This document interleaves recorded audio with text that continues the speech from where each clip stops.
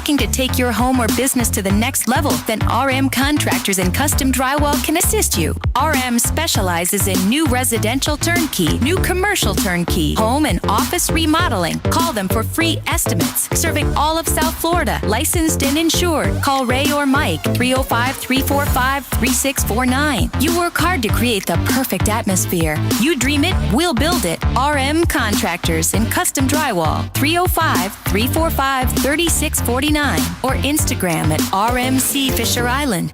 There's just one place where you could drive a new Acura ZDX for only $239 a month. The Customer Appreciation Sale at Acura of Pembroke Pines. Thank you for making us number one. After 40 years, the Big Cheese Miami is still producing great Italian food. They started in 1984. Since then, they've been winning awards while being voted the best inexpensive Italian restaurant in Miami. Visit them for great food, amazing service. Witness the decades of Cane's memories. The walls are like a Miami Hurricanes Hall of Fame. The Big Cheese delivers anything on its menu or party platter menu to your home, office, or even a park for a picnic. Located at 8080 Southwest 67th Avenue, Miami. Call 305-662-6855. TheBigCheeseMiami.com, where they serve large portions at family prices.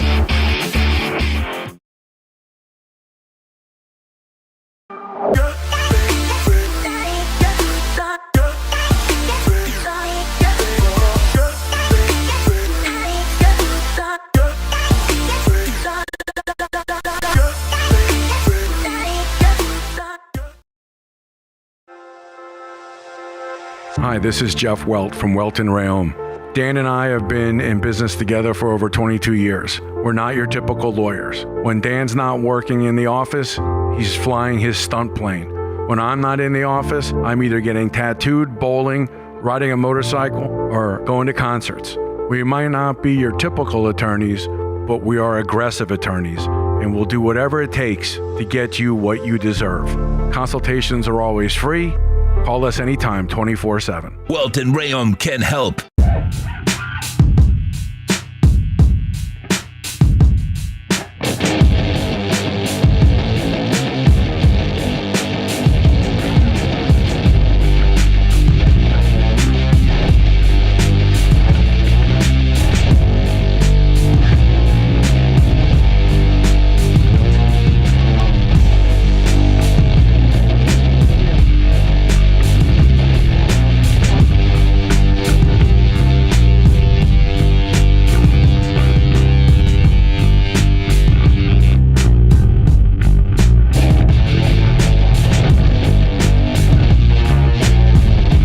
We are live, 7P, the place to be. It is the Squared Circle Digest. Probably came in a little hot there. I apologize. I turned my mic up too quickly, and I probably popped some speakers. I apologize. I am Sean Stanley.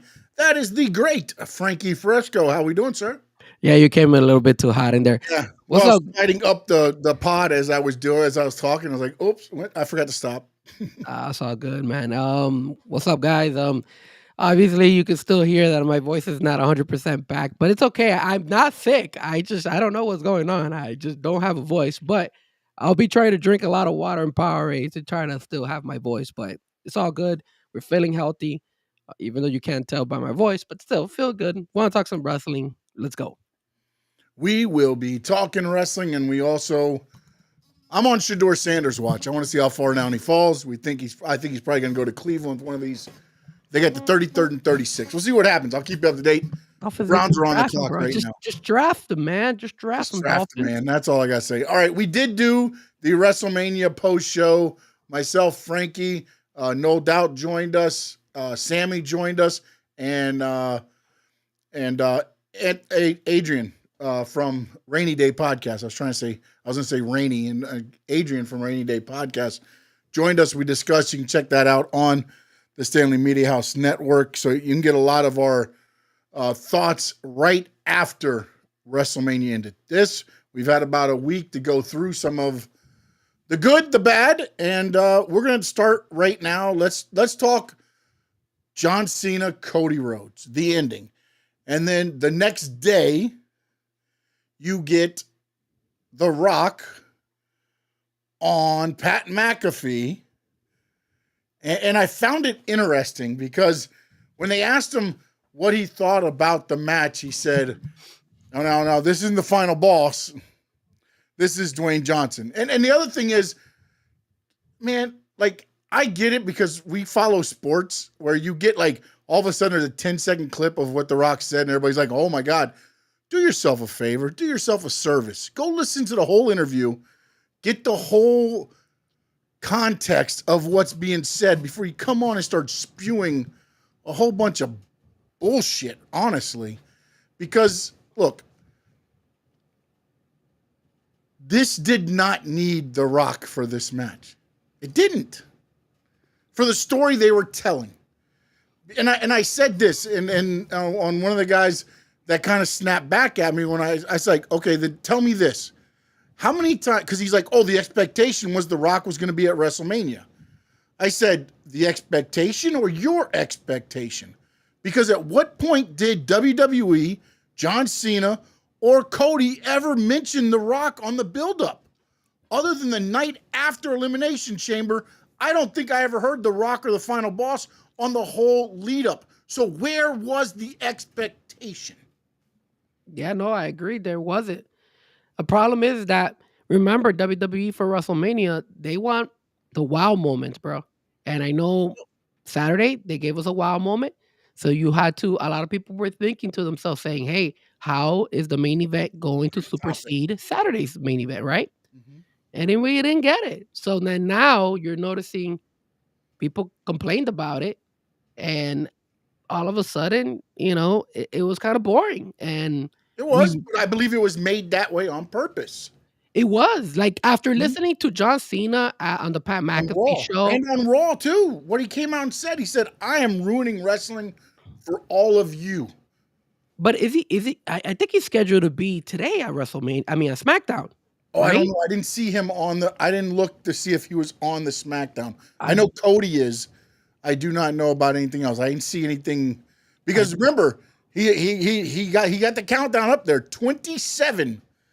He's got 27 more opportunities to ruin wrestling for the wrestling fans. It is actually. It says, after being hit with the RKO on Monday Night Raw, what will go down when undisputed WWE Champion John Cena is in the building tonight for SmackDown? So that means we got to be done by 8. Got to be done by 8. Yeah. Well, it does make sense, though, too, because then Cena's the champion of SmackDown because Cody was the SmackDown champion, basically.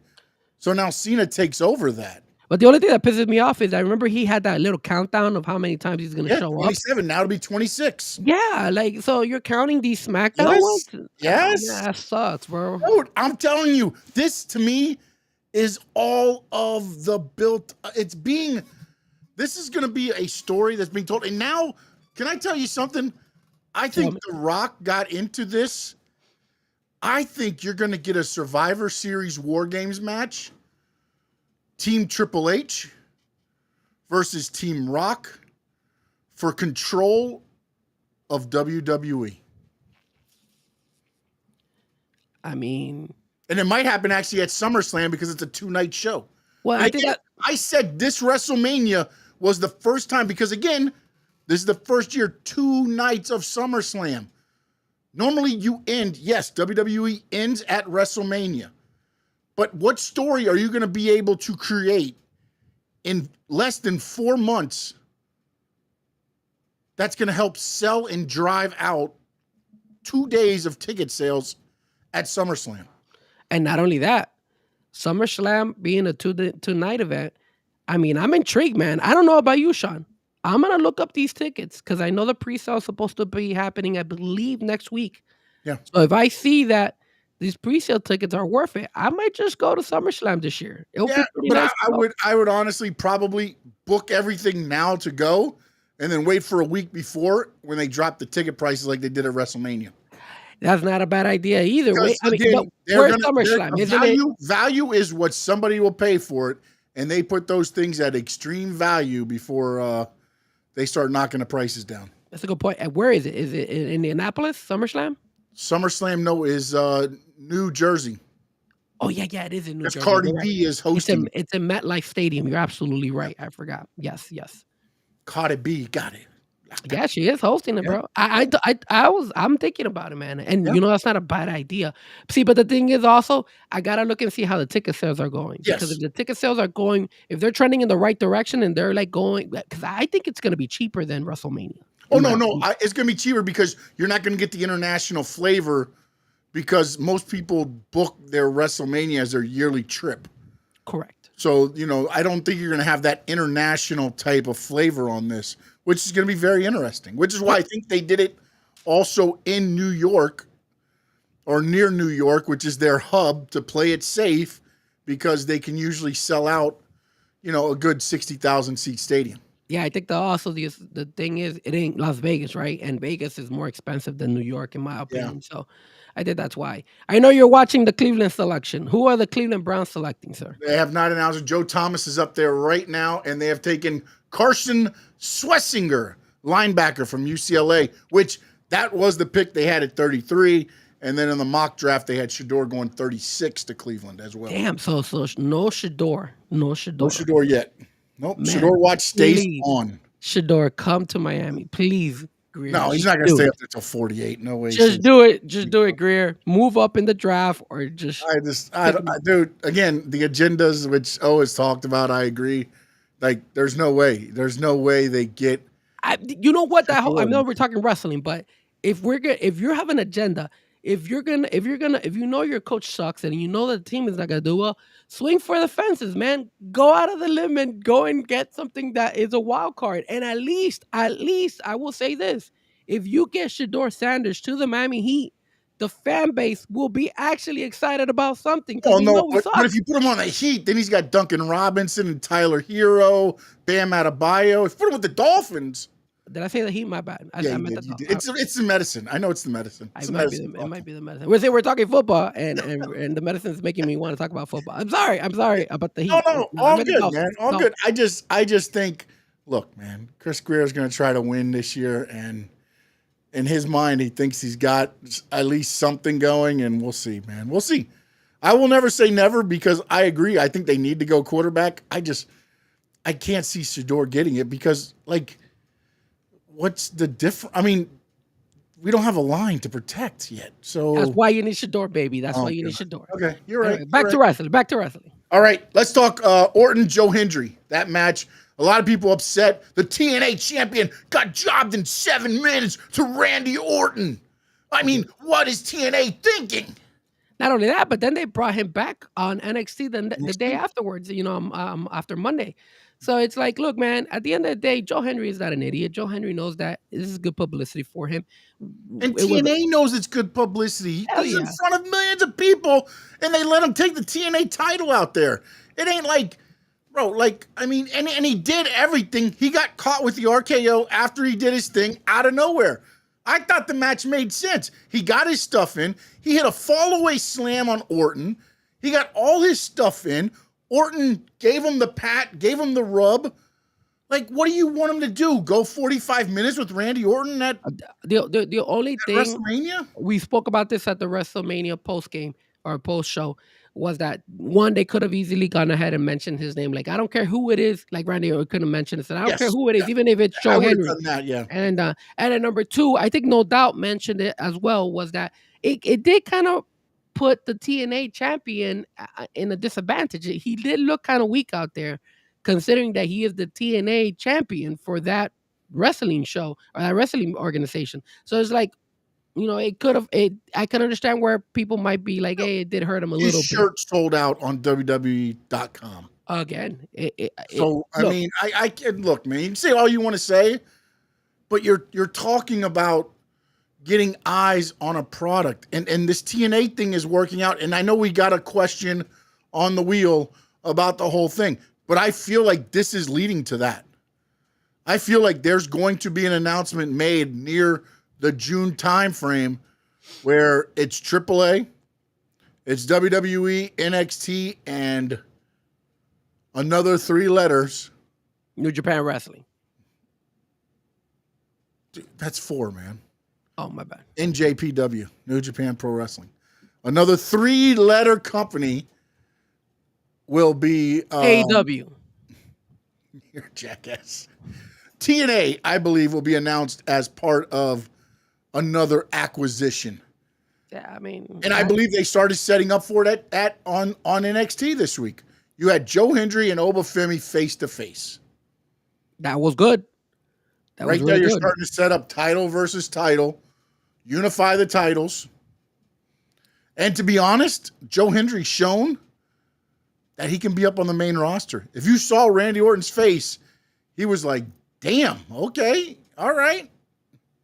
He got a pop. Not only that, but Joe Henry also it's pretty Moose did the same thing where he went over to NXT. He wasn't the champion at the time, but I don't think he was the champion at the time.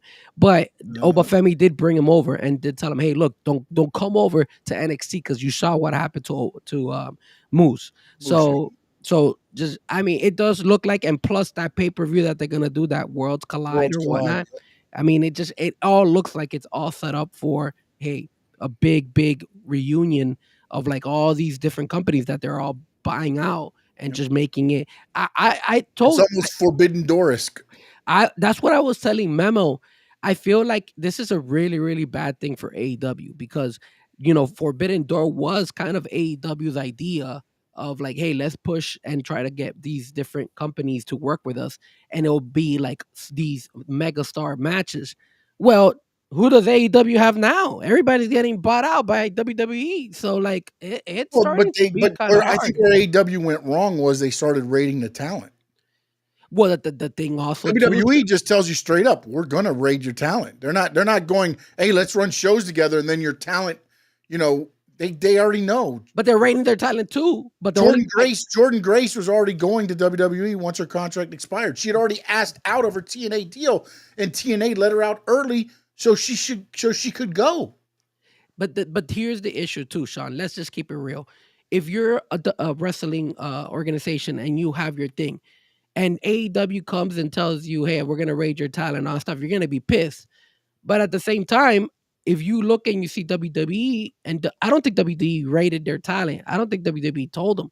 I think WWE straight up offered and said, "Hey, man, we want to buy you guys from the get-go, from the beginning." And I think that's when these companies what I'm started. saying was, in general, it wasn't WWE saying, "Hey, let's do a show together," and then on the backside, all of a sudden, I'm getting Will Ospreay, and I'm signing this guy, and I'm signing that guy, and I'm signing this guy. You know what I'm saying? Like, WWE is just like, look, I can about tell you how this went. We can do an acquisition, or we'll just come get your big guys.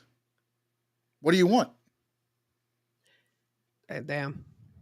I mean, if that's the case, then damn, that's crazy. I just feel like, I mean, I don't justify either one of them, bro, to be honest with you, because WWE buying them out. But think about it. If I'm like, for example, AAA, and I look and be like, who do I want to get bought out by?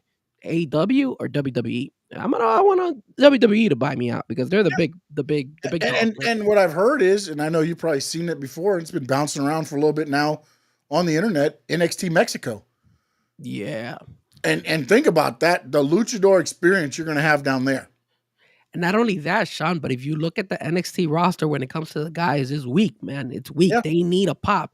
And the best way to do pops is by bringing those guys from TNA, bringing those guys from AAA, and making these mega matches. Yeah. And now that WWE owns them, screw it. Whoever gets the biggest pop, whoever they feel like can sell merch, whoever they feel that is a superstar, boom, you got it. Now all of a sudden, this person, we're going to push this guy. And that's how they're going to be able to, they're going to have more flexibility on the WWE side to go ahead and produce more superstars because now they got a bigger roster. But the cool thing is that they're, as of right now, it doesn't look like they're like just they're not putting it all like under the it's under the WWE brand, but they're keeping the entities still separate. So it's still which is smart. You gotta, yeah. And what they'll do is they'll influence the AAA style with a little bit of the American more style so that it sells in the U.S. when they do a tour over here. Bleacher Mob Radio, what's up, sir? How we doing? Or madam? I'm not sure if that's a sir or a ma'am. So welcome to the show. This is the Squared Circle Digest. Thanks. The other thing I wanted to talk about was Jey Uso and Gunther, because on Sunday night I said that was just a bunch of trash. Okay. But let me tell you something. The way they brought Gunther out on Monday, chef's kiss. Chef's kiss. That is the only way you were going to get the heat back on Gunther. He tapped out to his own damn hold. I was so pissed off at that booking decision. But to change it around and do what you did on Monday?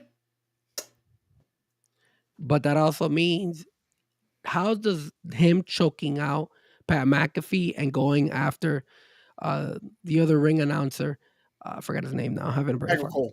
Michael Cole, there you go. By going after Michael Cole and Pat McAfee, how does that affect Jey Uso though, Sean? It doesn't affect him. So No, it doesn't affect Jey Uso, but it puts heat back on Gunther. But who's gonna go? That's all I'm saying. But if you put heat on Gunther for attacking the announcers, who's gonna go ahead and fight Gunther? Because Pat McAfee's not coming to wrestle. Michael Cole is not gonna come and wrestle. Who says McAfee's not gonna wrestle? Unless he wrestles in SummerSlam, but I don't think so. I mean, he just got his ass choked. Why would Pat McAfee? But he got choked from behind. He grabbed him from behind. He didn't get face. He didn't mess with McAfee face. McAfee punched him in the face, and he waited for McAfee to turn his back. Are you telling me, like a little bitch? Are you telling me that that we're gonna see at SummerSlam Gunther versus Pat McAfee? No. That way? Oh, okay then. No. So then that's why. So when you say, hey, there's this heat on Gunther, this is a great way for him to come. Okay, cool. I'm talking about with the fan base though, because again, okay, I get it. But who tapped out? You tapped out, and Michael Cole said you tapped out, and then that's when he grabbed him and was like, you, and boom. Yeah, but Mike, I get it. I get the fact that you're saying, hey, look, the way he came back is making him like a big heel again, bringing some heat on him. But what is he gonna do next? He has to attack somebody else. What I'm saying though is it moves him off of Jey Uso too now, because somebody's gonna come out to save Pat or whatever, or it's gonna be maybe they have Pat doing so. I don't know. Pat in the whole freaking show, they jumped the barricade. Maybe it's the whole Pat McAfee show taking on Gunther. But I stupid shit like that. You know what I'm saying? But it takes him away from Jey for a little bit. So now we can get a different opponent for Jey. That I like, because now it's not just him attacking, which we saw for the last 10 weeks, by the way, him attacking Jey Uso. Correct. But now trying to get the heat back on. They did something different. I like that. Who are we going to put against Jey? Because they had that whole ceremony with Sami Zayn and with Jimmy Uso there. So who is the next opponent for Jey Uso? I honestly thought it was Sami Zayn. I thought so too. Sami stood behind him and Jey was on the thing. I'm like, oh, hell no. He's going to jump down and Sami's going to nail him with a Luva kick. And it didn't happen. I was upset. I'm not going to lie. It could still happen. No, yeah, it could down the line a little bit, you know. But again, I think you might have been onto something when you said it could be Roman. You know what I'm saying? I mean, it looks like it's going to be Seth because he won the triple threat match. But when I look at it, to me, it looks more like it's going to be Roman, CM Punk, Seth, Braun Breaker at some point. Yeah. I don't think they're going to figure into the main event picture yet. So I don't know who you have take on Jey Uso. Yeah, it's a little bit interesting which route they're going to go. Damn, the Browns went with a running back, man. They're not getting no quarterback here, bro. Germany. What's going on? Who's that? Vegas is next. They could go quarterback, Shador. I'm surprised because did the Browns have back-to-back picks or did they move up? 33 and 36. Okay, so yeah. There's only 7 minutes in between picks, so if you blink, damn, you might miss a pick. Who is the Browns quarterback? Deshaun Watson. No, okay, yeah, but besides Deshaun Watson, that's a good point. Yeah, Deshaun Watson. But besides him, because he's having all these legal issues. I don't know what you're gonna do. I don't know what you're doing at the quarterback position there. I don't know. That's crazy. The Browns, bro. I will tell you this: you might hate the Dolphins, but people might hate on the Dolphins. People might say that the Miami Dolphins are a discombobulated organization, but there's nobody worse than us than the Cleveland Browns. I can tell you that. No, I agree. The problem with us is we always stay right in the middle, so you can't get better. Unless something, you get a fluke thing to happen and something happens, but we're 13 to 18. That seems to be our pick. Karoon, why are you hating on Pat McAfee? I like Pat McAfee. I don't think Gunther attacking him was needed. You understand me? Because Karoon says, although Gunther's defense, well, no, go back to all of this starting.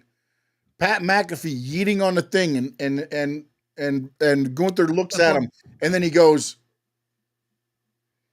and then all the time going again. It's a little bit of things, and again, I'm not saying this is why, but Michael Cole and I do like the little thing that they did after with Tessitore and them.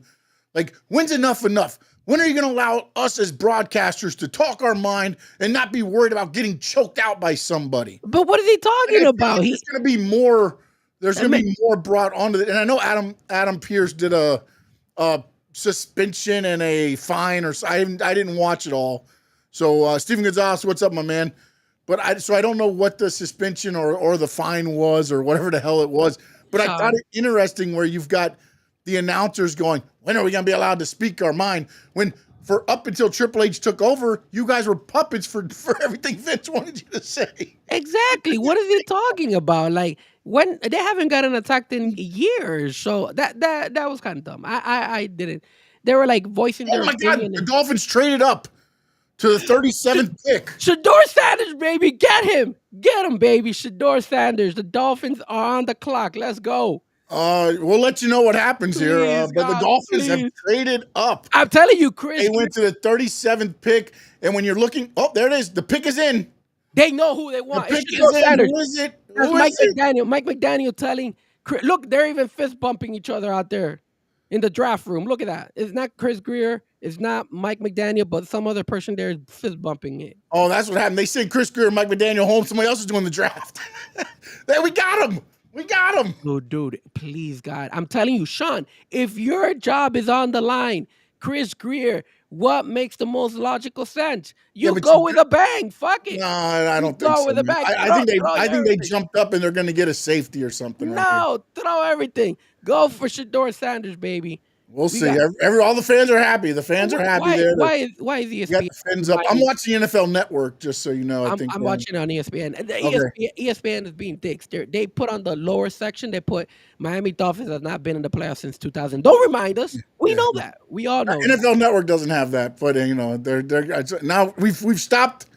Okay, so the Dolphins have traded their 2nd and 5th round pick, and Vegas gets the Dolphins 2nd, 3rd, and 4th. So the Dolphins get the 2nd and 5th, and now the 2nd, 3rd. So basically, they have no more picks today. That's what I'm talking about. This is their only pick. Let's go. All in, this baby. Will be their only pick. Here he comes. I thought the Fins had a better chance. Alec Ingold coming out to make the pick. Because he is usually right behind the quarterback, so he knows. Oh, is that what you think? Okay. All right, here we go. Oh, Steven Gonzalez, you just spoiled it for us. Please don't tell me that. It is the guard from Arizona. We'll see here. Look at them Dolphin fans out there. I like it. Alec Ingold is talking still. He hasn't made the announcement yet. You're a little bit more ahead of me, so you're going to get the... It is the guard, Jonah Savinoa from Arizona. Big, powerful, inside-outside versatility. Mike Iupati is the equivalent. You trade up for that? Yeah, man, you got to get it. You got to hit. You got to have that line in front of Tua. Again, agendas, baby, agendas. All right, let's get back into agendas. Charlotte versus Tiffany, and this is all I want to talk about. And you're gonna have this face. How did you think that match went at WrestleMania? Look, I told you guys, I thought that match was pretty good. I know it was sloppy, and I know it felt like sometimes they were both disinterested and they weren't working cohesively together. You could tell that they were like one of them didn't want to do a move in particular, and the other one didn't want to cooperate. So you could tell. But I still like the match. But it just also feels like there's still bad blood between those two girls. And those two girls are going to go ahead and have, down the line, I don't know if it's going to continue, but at least down the line, you're going to have run-ins between those two. And it's going to be, exactly, Steven Gonzalez, boo. Exactly, bro. Damn guard, god damn it. Sorry. I think he's booing you for your thoughts on the Tiffany. No, he's booing that damn guard, bro. It should have gone with Shador Sanders, bro. Oh, my God. All right, so Dave Meltzer gave the match a 1.75 star. Dave Meltzer doesn't know what the hell he's doing. He's an idiot. He's a fucking idiot, bro. The guy's always fucking That's shit. the same look you had when I told you they took the Arizona guard. I knew it was going to happen. It's Dave Meltzer I think the problem with Dave Meltzer is that he likes to go ahead and spew stuff out. That way people can talk about him. Dave Meltzer is a guy that always talking shit. It's like, dude, I know what you're doing. I know what you're doing. It's like, dude, you're an idiot. He's an idiot, bro. He's a fucking idiot. I think the problem with Dave Meltzer is that he likes to go ahead and spew stuff out. That way people can talk about him. Like, the guy is an attention seeker. He wants people to talk about him. He wants Thank you. people to Thank you. I do agree. all that crap, and I hate that. How can you give that match that amount of stars? Come on, bro. Yeah. Come on. It was a good match. They felt disinterested here and there, but at the end of the day, it was a quality match. I liked it. I thought it went a lot better than I thought it was going to go. Honestly, I didn't know what to. The buildup was so clunky that I was like, and then Tiffany looked very disinterested when she was coming down. So I was like, oh, she must be losing, because she wasn't even doing the Tiffy time thing. She was just like, bah. Oh god, he threw Liam out there. The last thing I want to talk about is your thought. How you doing, Sammy? Good evening. So, Sammy. Ray Phoenix. Rey Mysterio gets hurt. They put Ray Phoenix in his spot, and he takes the L with the match the way I think it was going to be with Rey Mysterio. That's kind of how I had envisioned the match, and they kind of didn't change anything. Would you have just thrown Dragon Lee in there with that match that way, or you think the Ray Phoenix was okay? The problem is, if you put Dragon Lee versus the Grand Americano, is that a WrestleMania, type of match? It's more of a Monday Night SmackDown type of match. So that's why I feel like they had to go with Ray Phoenix. Now, what a team player, Ray Phoenix, for going ahead and saying, yo, I'll take the L, even though I just came into the WWE. And plus, I'm going to be honest with you, something tells me that, Penta has gotten way of a bigger pop than Ray Phoenix when it comes to the WWE world. So I think, eventually we're going to get Penta and Ray Phoenix to work together and be the Lucha Brothers again as a tag team. But I think it does hurt a little bit Ray Phoenix, but hopefully there's a way for them to rebound from it. Maybe they'll create a match again for Ray Phoenix against a Grand Americano. I know Ray Phoenix is on SmackDown and Grand Americano is on Raw, but I still don't know if they're gonna, the last heading into WrestleMania, you had a lot of people moving around into both shows. So I wouldn't be surprised if maybe Ray Phoenix makes his way to Raw, or vice versa, with a Grand Americano making his way to SmackDown. But I think at the end of the day, it hurts a little bit Ray Phoenix, in my opinion. So I think they need to do something to help him out, because it kind of sucked for him that he lost. Yeah, but again, I think it's one of those things to where the way they did it, he kicks him, he grabs his foot. He didn't beat him clean. If you would have just, put him in an ankle lock and tapped him out, I think you get more. But with the way they're doing the El Grande Americano thing, and kudos also to Chad Gable, by the way, for giving an interview beforehand, talking about he wishes he was there. He doesn't understand why a rookie would get it, a guy that just puts on a mask. And, I mean, kudos to him, by the way, there. And Josh, I mean, I don't know why you're tired of Chad Gable. Like, he right now is the gift that keeps giving. Not only that, he wasn't even in WrestleMania. I know. So why are you tired of him? He misses WrestleMania, and then everybody's tired of him. And now you're glad Gunther got suspended. I mean, come on. I bet you're happy that they took the guard. No, he said Dolphins reach already up top. That's how, yeah. Should have got Shador Sanders. Right? Axiom sent out a sign of SmackDown, so they are at Axiom. At least is at. Well, they lost the tag team belts finally. Yeah. After 10 years holding it. Hank and Tank, baby. The Hank and Tank. Oh. They finally. On Raw last night, it looked like, on Raw, John Cena cuts his promo.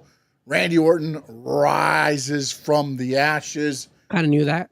Yep. RKO'd him. Again, Backlash is in St. Louis. But the one thing that came out, and I forgot about this clip, I hope they do this to Randy Orton in his hometown. I don't know if you remember John Cena, I forgot what the stipulations of the match was, but with the disqualification, Randy Orton, it was just a regular match, but Randy Orton, he was like, he slaps the referee, and the referee disqualifies him. Right when John Cena was getting the thing going, Randy Orton's on his knees. He's looking at the ref. He looks at Cena, and he just slaps the ref. And the ref, of course, disqualifies him. I'm hoping there's a turnabout fair play in this match. And Cena does the same thing back to him at this. Yeah, I mean, there's a nice history between those two. You understand me? So I am curious to see if they bring some of the stuff that they had gone through back in the day. They had a couple of matches. I believe they had like a cage match as well back in the day as well. So it's like, I Yeah, think it no, would no. be I mean, cool. they've had a bunch of matches in the day, but I hope they do that finish. Again, I'm interested. And you know what would be pretty cool too, because she's still around. It would be pretty cool if they bring Lillian Garcia. That way, she could go ahead and mention them as well. Because I remember back in the day, Lillian Garcia was the one that would call out a lot of would announce them out. So it would kind of bring like a whatchamacallit, kind of like a nostalgia moment. You understand me? So Yeah. it'll be pretty cool if they do that. But yeah, there's a lot of history between those two. I hope today you get that from Randy Orton and you get that from John Cena. I hope John Cena brings all that stuff out, mentioning all his like feud and everything that he's gone See, through. I, Randy thi- I Orton. think Orton might have to bring it out because I think Cena's kind of doing that whole F you to the fans where nothing. Although on his birthday the other day, he's signing autographs. Him I and mean, the wife go out to I'm- dinner. Kids are asking for autographs, and he put the wife in the car and went back and signed some autographs. And then people got mad because he wasn't signing Funko Pops. Like, bro, like, come on, fuck. I'm not here to make you money. you can't I'm always signing a sign. little cards for the kids and stuff, man. Sometimes you can't sign those Funko Pops. I'm just being honest. No, you don't sign a Funko Pop, man. No, because somebody's gonna go sell it. I mean, come on, they're gonna sell the piece of paper too, regardless. But I mean, at least that you're not, sitting there going. But I found it interesting to do that. So, you want to do spin the wheel real quick, and then AEW? And we got Yeah, a couple sure. of topics real quick. Sure we do. Sure we And can. then all right, hold on a minute. I'm trying to bring it up right now. I got to figure out where I got to be here. All right. All righty. It is our great spin the wheel. Here we go. And also, there's a chat chooses the topic in this wheel now. Oh, I like that idea. That's Yeah. pretty cool. Okay. All right. Sabu's final match. Well, I don't know if you And I'll guys. tell you right now, I did not watch a lot of this. I just knew. Look, I loved Sabu when he was in ECW. I loved everything he did, but that's what made Sabu Sabu.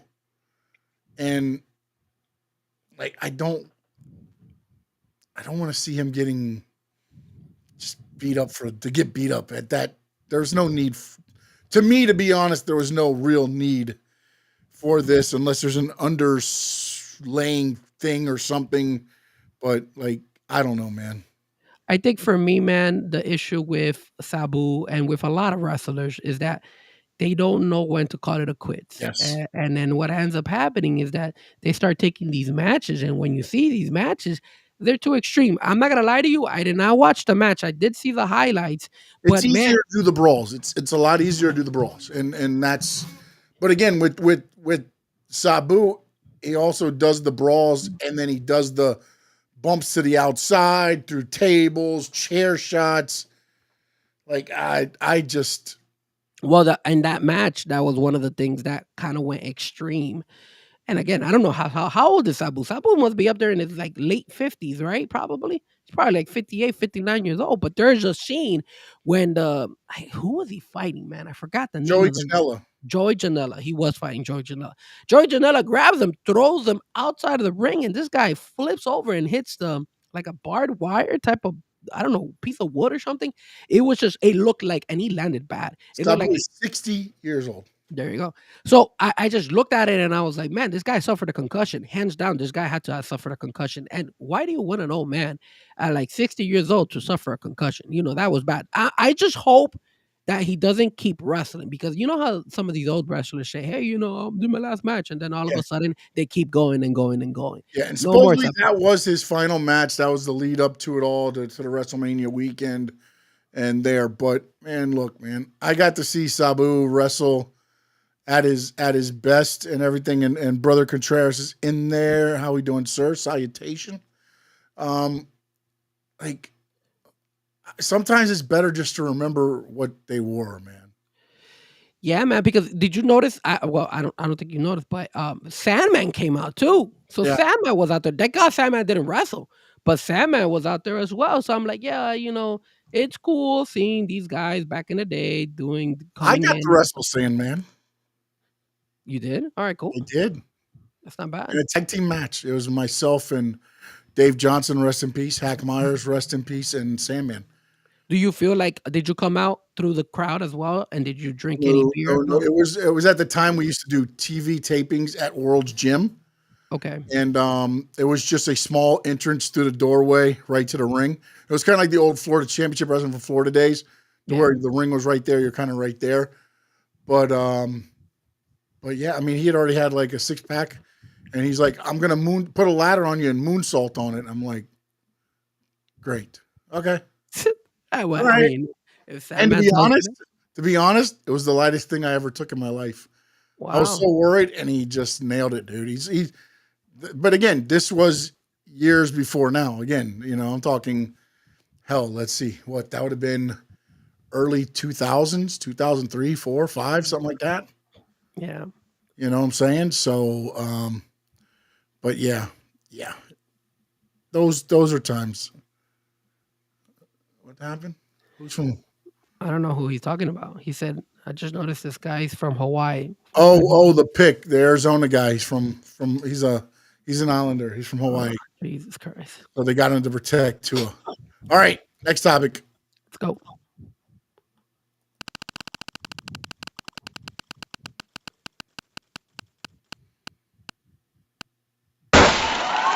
All right, we're going to talk Sabu's final match again. Well, what I wanted to go ahead and say about Sabu is that's a good one. Yeah, this is a good one. Good little topic here. Bailey was on Chris Van Vliet, and he's had a good little string of interviews. If you do not follow him, shame on you. But he's getting a lot of good people. Because a lot of good little nuggets coming out from. And again, I don't know how much is storyline driven, how much is real life, And again, that's where Chris does a good job too, though, because his questions can't really tell either by looking at one of them. He does get into life and a lot of things. And the interesting thing with the Bailey one, it was recorded before WrestleMania, and he was asked a question, or he asked a question about, like, how do you feel about being passed up and this and that? And then she goes, "Oh, just wait till you see what happens before this comes out." Yeah, I mean, it's just it feels like WWE's it seems like they appreciate Bailey, but they keep doing her dirty, bro. Like all her runs have been like the people they appreciate, they do that way. Think about it. I don't know, man, because look at Becky Lynch, how they done with Becky Lynch. They're always very. Look at how they do Charlotte Flair. There's a couple girls that they just automatically put them back on the top of the totem pole. And with Bailey, they just, remember when she was the Royal Rumble winner, you barely saw her. You're like, hey, man, they're not even hyping this fight up. And then, there was a good little drama. They could have done a really good story with her and Io Sky when Damage Control broke up, when she left. And, they kind of like pushed it to the side. And now for them to push her down and put Becky in front of her, dude, those are jabs, man. And there's so much you could just tolerate. You keep poking the bear, you're going to get it. I think that's a real, I mean, if I was in her shoes, I would go ahead and be like, look, man, I think my run in WWE was great. If WWE, okay, this is the way I look at it. It really comes down to your personal preference, right? Do you feel WWE is the whole echelon of everything, right? Like if you want to end your career there, you're going to get fans, you're going to go everything's going to be great. You stay there. But if you feel that you've accomplished everything in WWE and you feel that you could do more outside of WWE, that's when I would consider leaving. Kind of like Edge or Cope. All of a sudden, he's like, look, man, I did everything I had to do in WWE. It's time for me to go. Plus, he was old and they didn't want to renew his contract. But still, what he's done. They done. want to renew it at what he wanted to get the. But you know what? He's still a legend and people want to see him. And I think he's done a pretty decent job in AEW. And to be honest, he can go and come back. He can. Just like Jericho. I think like Bailey is the same way because Bailey, and then you know what? Her best friend, Mercedes Moné, aka Sasha Banks, she is also in AEW, and there was a report saying that Sasha Banks or Mercedes Moné has been to a lot of WWE shows where nobody has found out that she's there. Like they kept it under wraps. So you could tell that they have still a very, very good relationship between those two girls.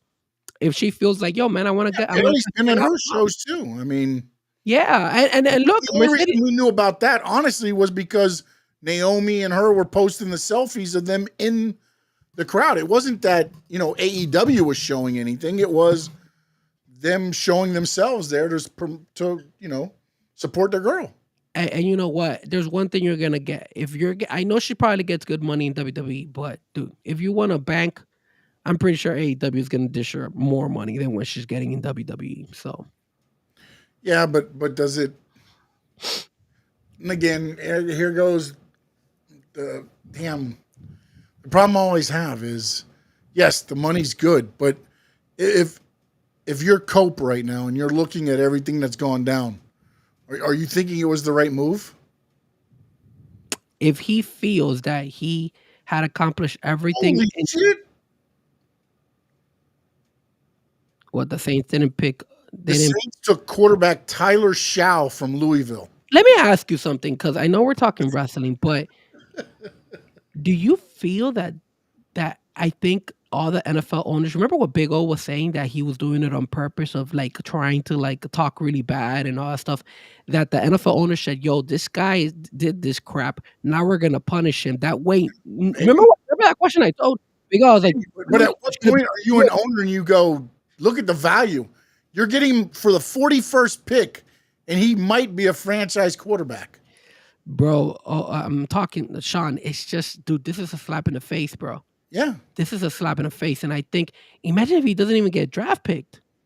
That would be like a complete, and that's a slap to Deion Sanders too. This again, he doesn't need the money, but if you don't go in the first 2 rounds, you probably want to not get drafted, because what are you going to make as how does a 3rd round draft pick make? Jesus. Damn, what a slap in the face, bro. Is he there as well? Did he go tonight as well, or is he at home? I don't think he's always been at home. He's been in Texas. They have a whole little thing. No, he wasn't. He wasn't in Green Bay when. No. He's got a whole little draft party thing set up in Texas. Oh, okay. Yeah.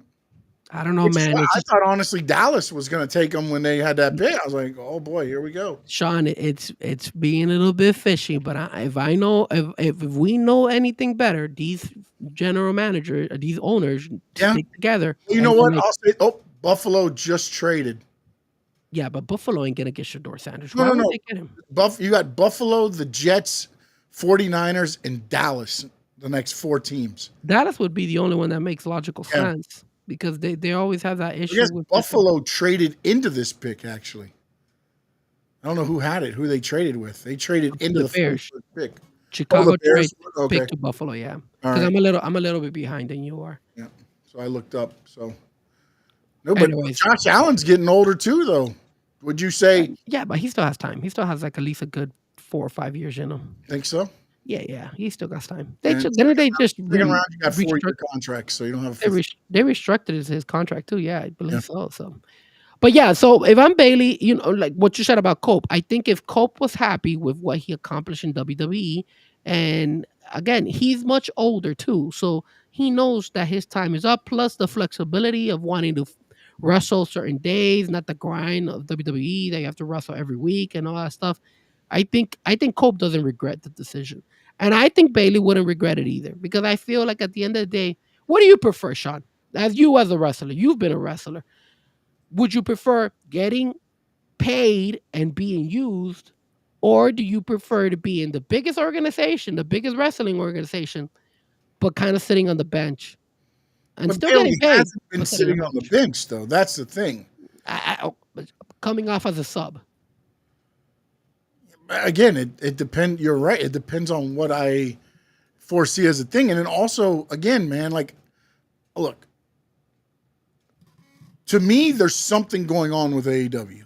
Whatever it is. You can't have all these guys going, the grass is greener on this side, getting on that side and then going,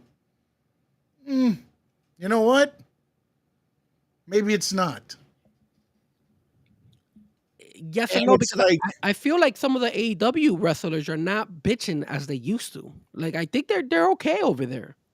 I haven't heard anything. Have you heard anything from wrestlers bitching on the AEW side, I haven't heard anything. Yeah, I mean,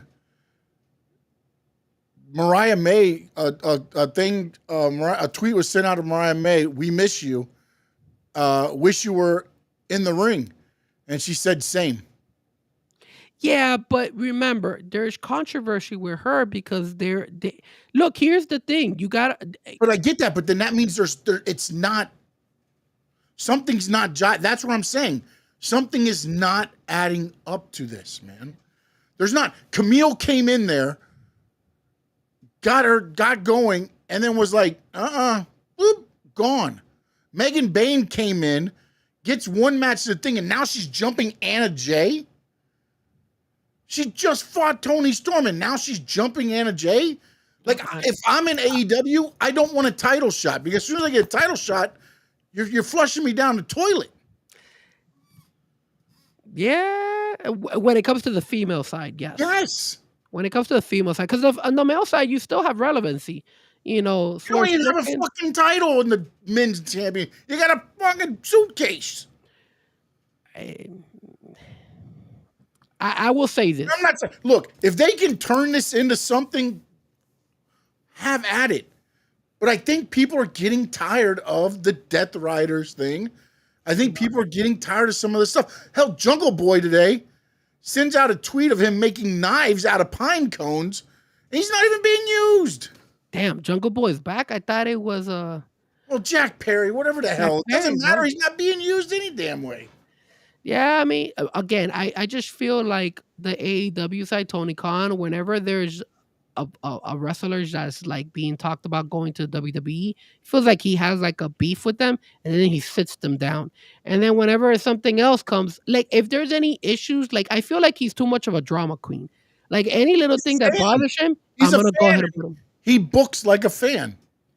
Yeah, like get over it, bro. Like you're not gonna see eye to eye with every single wrestler, so just keep it moving. Especially you're hurting a wrestler, because Mariah May was on a pop, like she was doing phenomenal, and now look, we can't see her, you know. And he thinks it's hurting, and it's really not, because guess what happens when they debut at WWE? It makes it that much bigger. It does. It hadn't been seen in forever. Correct, and he feels that, hey, you know what?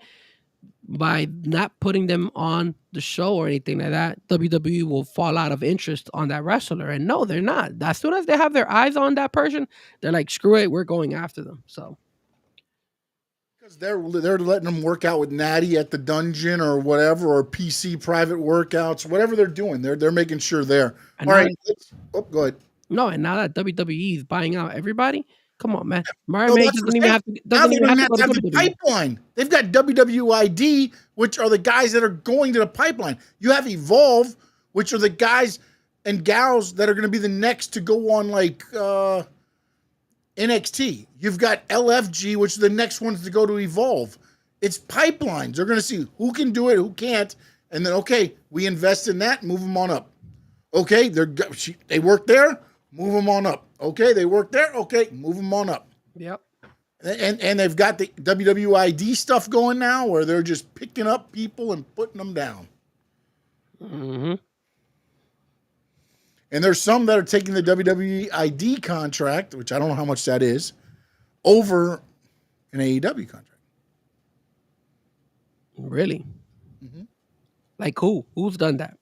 The Jake Cartwheel guy who was supposedly being offered by both.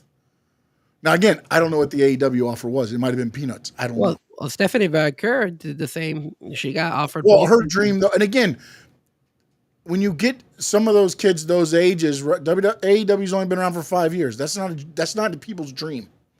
Their dream was to make my dream, sir. To WWE. Your dream is just to whatever. My dream is AEW all day, sir. I pick AEW over it. Dude, my dream was, you know what the funny part about it was? Like our dream when we were wrestling, it was WWE. There was one person, and I think I've told the story before, who did not, WWE wasn't their end game. And it was MVP. His end game was Japan. He wanted to go to Japan. That's what he wanted to do. He watched tapes all the time. That's where he wanted to go. And everybody else wanted WWE, and Japan used to be a tool. He used WWE as a tool to get Japan. He ran it back. And it's working for him, man. Yeah. So So we got let's talk a little bit about AEW. We kind of did it there. Mariah May. Again, these are all rumors. Nothing. It could be a big work, which of course happens all the time. But it seems like she hasn't been on TV in a little while. And all of a sudden her name is rumored to be going to WWE. Today, again, I said about the tweet, and she responded back, same. So it's going along that same line of anybody who kind of gets mentioned in the WWE thing, you don't see them. Yep, you get pushed back. You get put on the bench, baby. You get put on the bench. That's bench vibes. Now, I mean, look, man. And by the way, AEW Dynamite 573 this week. And again, I know, I get it. Ratings don't mean nothing. But when you're not keeping consistent ratings, that means you're not keeping the same eyeballs on your product. And again, it's going to fluctuate. I get that. You got the NHL playoffs, the NBA playoffs, and that's the other thing with their stuff. Now they're going to have the lead in on the NBA playoffs coming out of Saturday night. So they're going to start hot. Can they keep people there? Because I've seen the collision card. I've seen the collision results. Nothing there makes me say, yeah, I like that.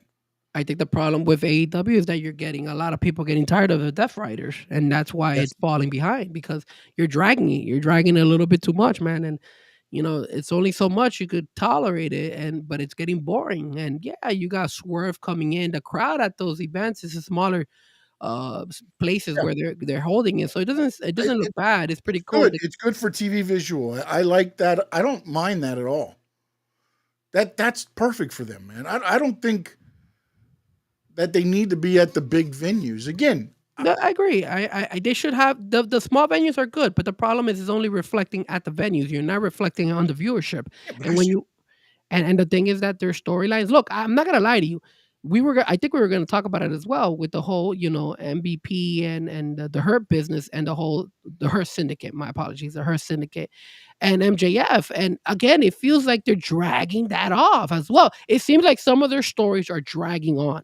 Like already, dude, like here comes MJF. The first thing he got the girls for them, and then all of a sudden he gave them the car, and now he still gives them the thumbs down. Dude, already just make a decision. You bring him in or you don't. If not, have him fight, right? Bobby's the one who's bitching and complaining that he doesn't want him on the team. So do something about it. Like move on from it. Don't drag it on. And I think with the Death Riders, it's the same situation. You dragging it on. You haven't seen that title for such a long time.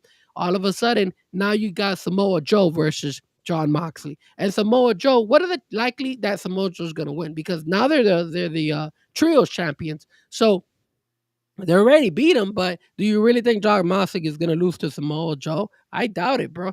I doubt you're going to have Samoa Joe have 2 belts on him.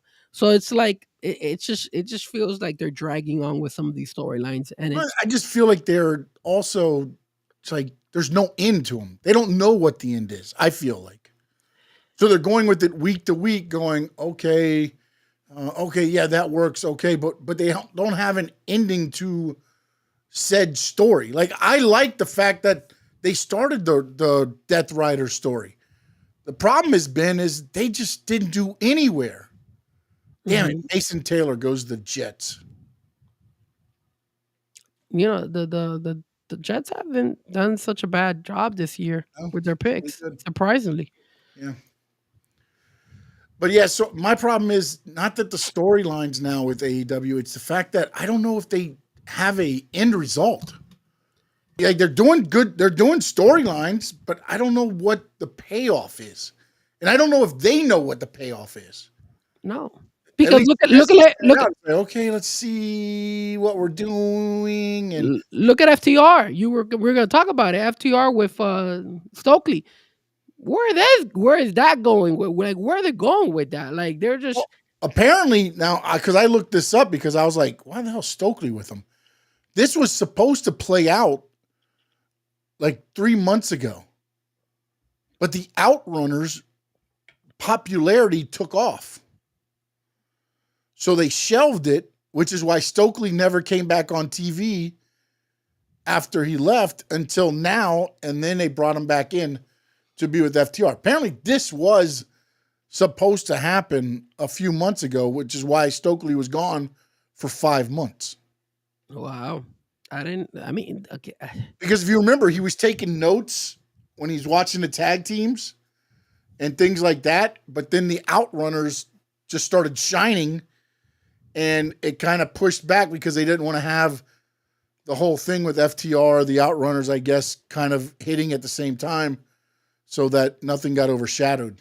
You know what AEW should do? They should tune into that show that WWE is going to put where they show how they come up with storylines and Unreal. like the Unreal. They should do that. That maybe they'll help them out. That way they could get more of a clarity on their storylines and make decisions and stop going ahead and just, just I mean, winging it. I feel like they're winging it sometimes. Look, but see, this is the where I have such a problem with this is they did when they first started the company, they had 4 years drawn out. The first they had 2 years drawn out, 2.5 years. The first 4 champions were already figured out. By this date, Hangman Adam Page will be the champion by this date. But why doesn't that happen now? Okay, Jon Moxley wins a title. By this date, we want it to be on Samoa Joe. Okay, how do we get there?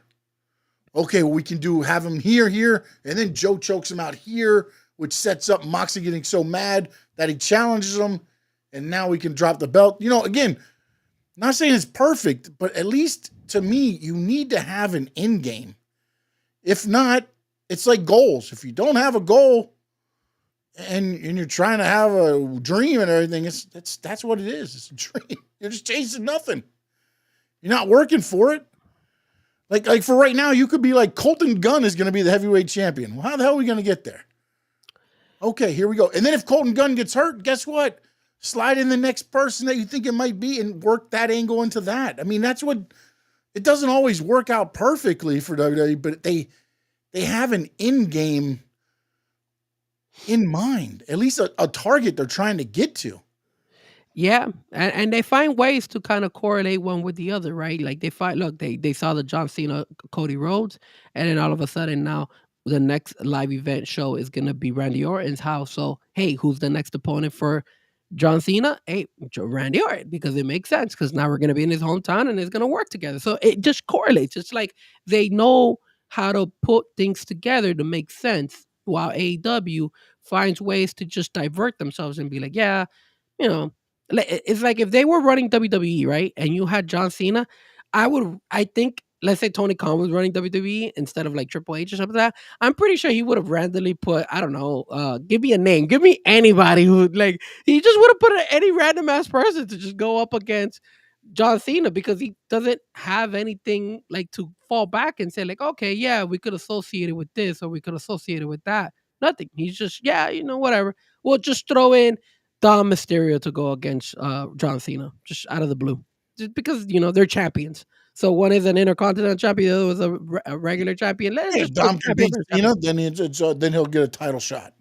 Yeah, even though he has a title, so it's just stupid. It's just dumb. That's why you get frustrated with AEW programming because you keep getting the same. You're going to get great wrestling matches. You know that. Yeah. The problem is, again, we talk about it, and I know I talk about it a lot.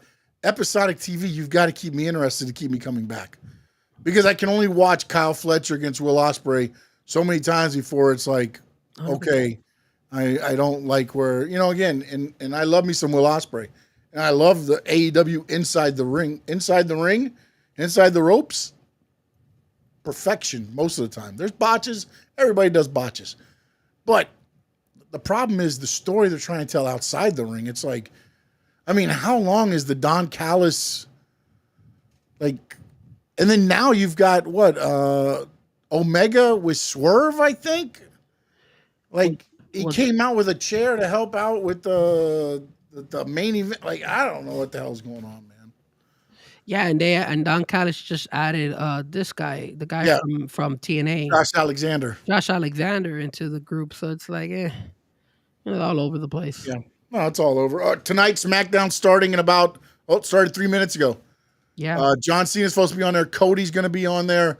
The interesting thing, Aleister Black or Malachi Black, whatever he is now, will be returning today. The only thing I want to bring up on this real quick before we go, he debuted in AEW on Dynamite, and he attacked Cody Rhodes. Cody Rhodes is due to talk about his loss tonight. Will the lights go out, and will Aleister Black attack Cody Rhodes again on WWE TV so WWE can be like, this is how you do it? It would be nice. It'll be nice, and it'll be a nice little job to AEW. So yeah. Frankie Fresco, let them know where they can get a hold of you, my man. Hey, everybody, tune in. You could find me at Fresco Music. Just Google me, or just go ahead and search me with the FRZKO. And you can find me on all social media platforms, on Twitter, X, Instagram, Facebook, TikTok, and then obviously my YouTube channel. Don't forget to support the YouTube channel. Still gotta work on some things in order to bring back Let Me Talk to You. Of course, I've forgotten about that show. It's just trying to catch up with a lot of stuff and trying to feel better. Obviously, you know how I am. My voice is doing much better, but still, there's still I'm still not 100%. I'm happy. I don't feel sick, but it's just frustrating when you don't have your voice. So, well, this is the best you've ever sounded on the show, just so you know. But no, I'm just kidding. I'm kidding. I apologize. I'm messing. I shouldn't do that way. You can catch me at Stanley Media _11 on X. I'm at Stanley Media House on all other social media platforms. Check out my Facebook page at Stanley Media House Network. Also on YouTube, please go hit the subscribe notification button. It is Stanley Media House Network. We talk wrestling, talk racing, talk sports. A lot more coming to the network as we get it going. And in the words of the great Gordon Soley, well, actually, real quick before I do, Josh, thank you. Sammy, thank you. Brother Contreras, thank you. Steven Gonzalez, Karoon, Memo, Bleacher Mob Radio. Appreciate you, my dad, in there. Everybody watching on X, Facebook, Twitch, Fresco Music YouTube channel. We appreciate each and every one of you. In the words of the great Gordon Soley, so long from the Sunshine State.